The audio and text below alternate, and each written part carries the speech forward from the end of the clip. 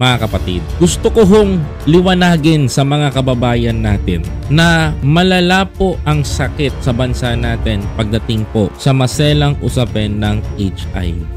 Tama ho kayo ng inyong naririnig sa akin. Malala ho at dumadami ho yung kaso ng HIV sa Pilipinas. Lalong-lalo na sa mga minor de edad. Mga kababayan, nais ko pong kalampagin muli yung ahensya ng gobyernong o DOH. Secretary, ano na naman pong kalokohan ito? Gusto ko hong ipaalam sa taong bayan. Kasi ho, supposed to be, trabaho nyo po dapat yan. Bakit po lumalala ngayon sa bansa natin ang kaso ng HIV? Mukha po atang pabanjing-banjing kayo dyan, sir.